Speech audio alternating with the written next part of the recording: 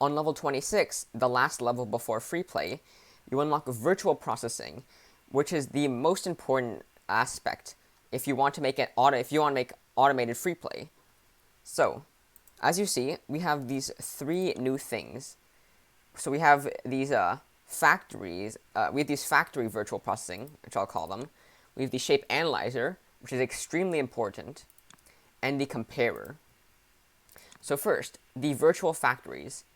So you might be able to guess what they do by their name. We have the virtual cutter, the virtual rotator, the virtual stacker, the virtual painter, and the virtual unstacker. Now these are all very familiar. See, we have the cutter, and it cuts it. If we just the virtual rotator, the virtual stacker, painter, and unstacker. So obviously the virtual painter will take a color input and a shape input. This will just take, the virtual stacker takes two shape inputs, stacks them like this. You see, this is just purple. And the unstacker will output the top layer to the right side and the rest of the layers to the left side. And virtual rotator rotates. I'm pretty sure a virtual counterclockwise rotator is also coming. So you'll see that.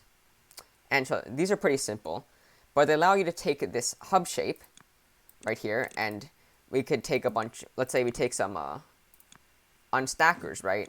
So we unstack it again and again maybe. Move this up. So yeah, you could completely unstack the shape, right? And now you've deconstructed the layers of the shape. And now, the next step, the virtual analyzer.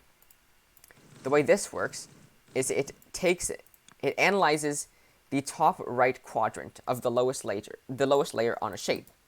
So, let's say we have this final shape right here.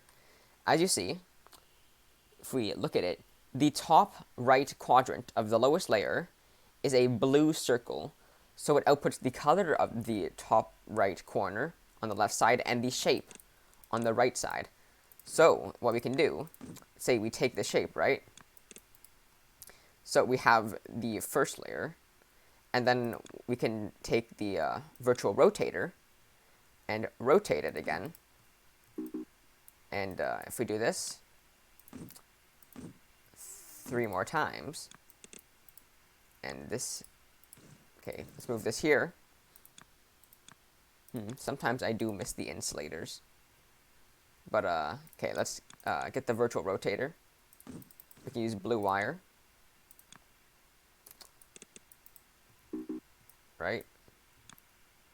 And then like this, and so what this does, as you see, this one is outputting blue, right? It rotates it once, and it's outputting uncolored, right? Because it's looking at the next quadrant.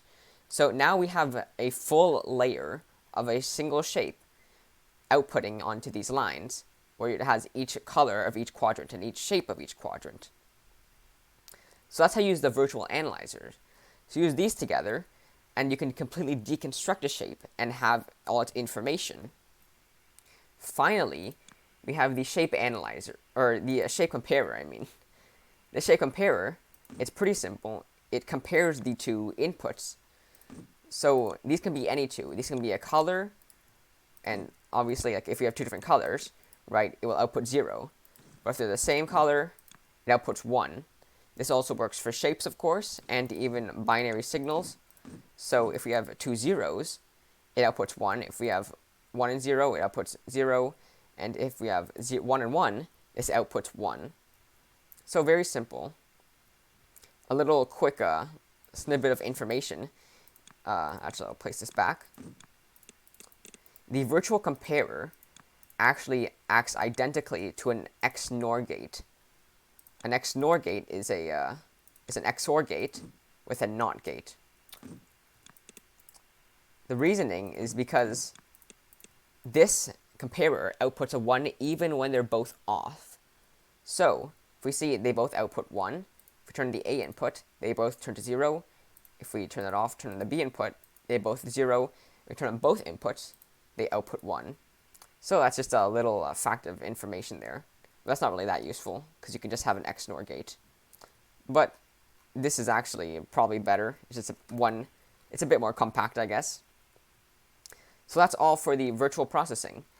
And with all these components, you should be able to make automatic free play machine if you put them together correctly.